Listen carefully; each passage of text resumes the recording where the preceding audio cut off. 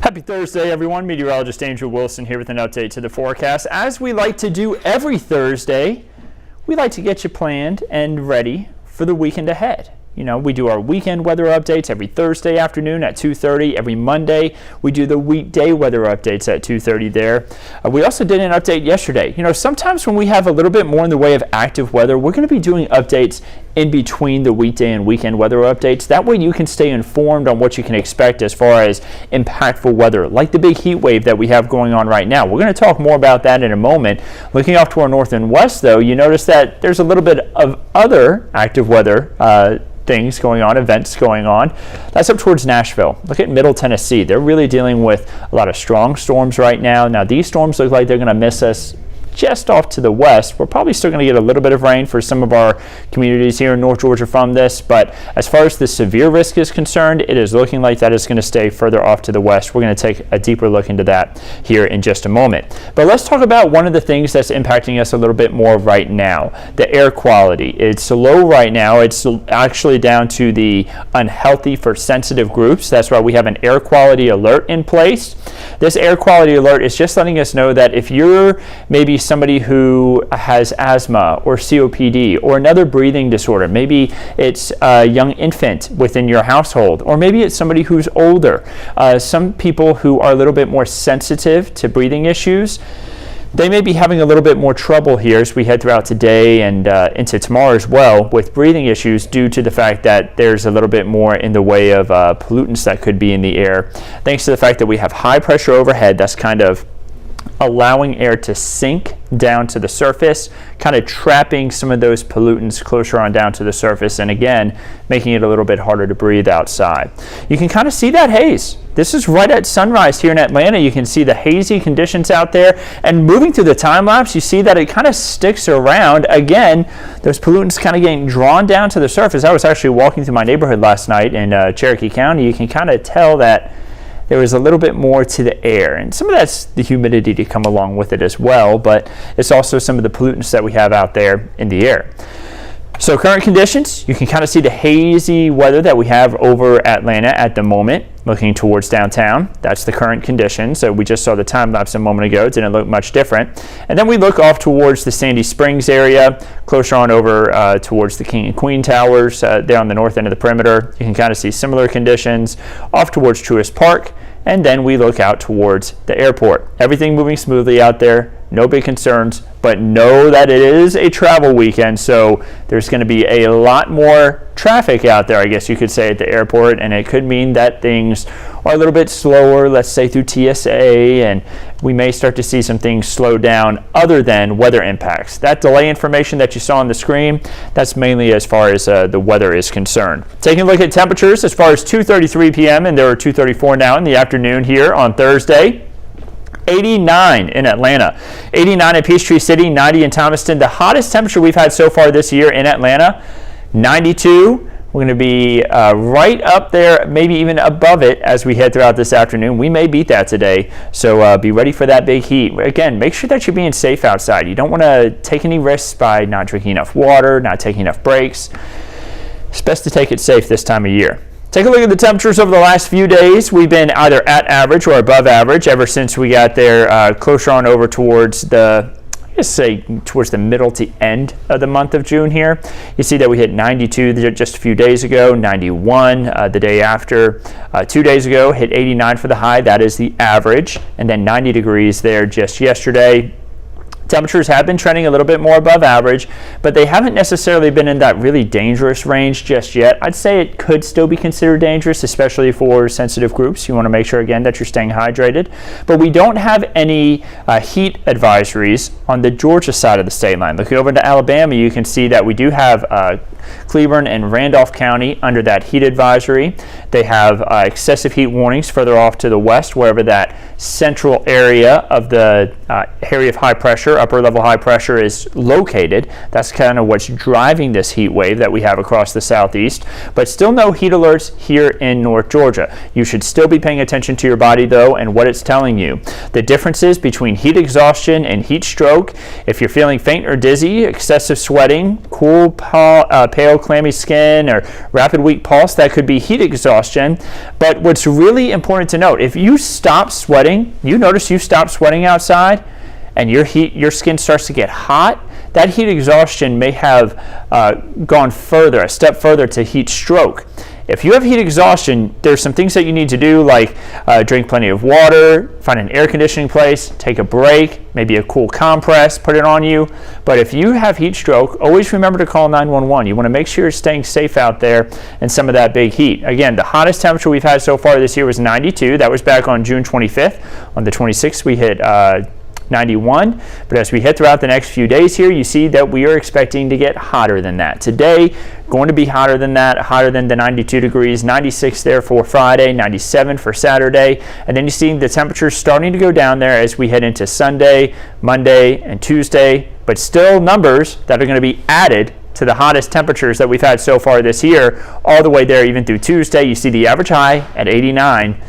We're going to be hotter than that. So how many days have we hit 90 degrees so far this year? 7. Of course, if we hit it today, which we are likely going to, we're going to make that 8. You see on average we should have 47. So we're still well behind that average, but of course we still have a lot of the summer to go. Remember, it's only late June. We still have all of July, August. Sometimes we can even hit it in September. So be ready for that heat to just kind of continue on. So let's now talk a little bit about the rain, something that could break some of the heat, right? They're getting a little bit of a cool down up towards the Chattanooga area, seeing a little bit of shower activity up there. Murfreesboro, up towards Tennessee, just southeast of Nashville. They have a lot of thunderstorm activity dipping down towards the south and east. It's kind of taking a little bit more of a turn to the south. There still could be some of these storms as they're coming further to the south that could impact us. We're going to be keeping a close eye on that. Chief Meteorologist Chris Holcomb is in the building right now. He is actually talking to producers about our show for tonight. Be sure to tune in at 5, 5:30, and 6. He's going to have the latest on what the storms are doing and keeping everybody updated on the storms and also the hot conditions that we have outside over these next few days. So again, these showers and storms continuing to move to the southeast. Of course, you can keep an eye on them yourself as well. Just download that 11 Alive app. You can explore the radar there at the top of the screen. 89 degrees right now in Atlanta. That's real-time data. You see the temperatures rising into the mid-90s this afternoon, having a little bit of cloud cover at times and then cooling off tonight. That's the real hourly forecast. And if you open up your phone right now, it's going to say those exact numbers. So make sure that you download it. You can send in those weather wow moments. Maybe you found a way to stay cool in these hot conditions. Going out to the ice cream truck, maybe you're out by the pool. You want to share maybe playing in the sprinkler system in the backyard while you're trying to cool off. You know, send us your photos. Maybe you're out on the boat, Lake Allatoona, maybe up towards Lake Lanier, having a good time and being safe out there in this heat. Share those photos with us, and we may even share them right here on air at 11 Alive. You can also watch newscasts and weather updates like the one you're seeing right now live on your phone. You can also get extended weather updates and extended news information on certain news stories that you really like by downloading the Roku and Fire TV app right there on your Roku and Fire TV devices. It's the 11 Alive Plus app. It can be really useful whenever you want to get extra weather information like the weather update you're seeing right now. So we talked about those storms that are off to our north. Now I want to let you know, Forecast Track has had a really tough time handling these storm systems that we have been kind of coming around the top of this ridge of high pressure that's just off to our west and shifting into our direction. It's had a really tough time deciding where these storms are going to go. So this may not be the exact play out, but I want to let you know there is the possibility that we could have a little bit of shower and thunderstorm activity by about 5:30 p.m. tonight, maybe into western portions of Georgia. Forecast Track, though, trying to keep us a little bit drier. Let's see where it's trying to show some of the rain. Maybe a few showers up there just off to the north of Chattanooga, up towards the Falls Creek Falls State Park area, if you know where that is, just north of Chattanooga. And then those showers continue to fizzle out as they move down to the south. Now, I want to let you know again, right around 7:30, even though Forecast Track is trying to show that we are going to be drier, there's still going to be that chance for a few storms. So just know that. Forecast Track, again, really struggling with the path of these storms, these summertime clustered storms that have been making their way across portions of the southeast. By the time we get to 9:30 p.m. on Thursday, you see that thing, or tonight, things are going to start to cool off, but still hot. By 9:30, still in the 80s. We move into tomorrow morning, starting off in the 70s, rising into the mid-90s tomorrow afternoon. A few showers and storms are going to be possible, even into the early evening hours. And then we head into the early morning hours on Saturday. We start off drier, but you bet in the afternoon, another chance for some scattered showers and storms are going to develop. That's going to be the story over the next few days. We're going to have isolated showers and storms possible there for Friday and Saturday, scattered showers and storms for Sunday and Monday, and still just a few isolated showers and storms on Tuesday. Could be some heavy downpours in some of these, so keep that in mind too. We could be dealing with some heavy rainfall here and there. You're not guaranteed rain each day, but know that it is going to be possible. We could still use a bit of rainfall for Atlanta, mainly down towards the airport. Remember, last week we had parts of North Georgia that picked up a ton of rainfall, more than 3 inches over the week. That really helped things out, but the airport kind of missed out on a bulk of that rain, meaning that we're still closer on towards being near normal for the month of June here in the Atlanta metro. And also, we still have abnormally dry conditions for parts of our region as far as the latest drought monitor is concerned. That came out this morning. Every Thursday morning, that latest drought monitor comes out. So we're going to continue to keep an eye on rain. We still need some more. We are at a deficit now again for the year in Atlanta, but we have those opportunities here over the next few days to change that. So how much rain can we expect here over the next 7 days? Anywhere from about an inch of rain. That's where you're seeing the light blue color there down to the Atlanta metro. Maybe a half of an inch closer for communities near the Macon area and getting closer on over towards Augusta. But when you look into far north Georgia, that's going to be where we see those higher totals. I'm talking like 3+ inches of rainfall. Those communities, you don't have to worry about running the sprinkler system this week. But if you're in the Atlanta area and further down to the south, likely going to have to continue to run that sprinkler system just because it is still going to be a little bit dry at times. Here's that big ridge of high pressure we've been talking about. Again, shifting over our region here as we head throughout the next few days. Notice as we head through the weekend, it's going to kind of collapse a little bit. It's going to weaken. Think of it like erosion for a hill. That's going to be kind of what happens to this high pressure. It's kind of erode, and we're going to end up seeing a bit of a cool down as far as the temperatures are concerned, and that's also going to be when we see a little bit of an increase in rain chances. Then we make our way into next week. You notice that we are still going to be pretty hot there.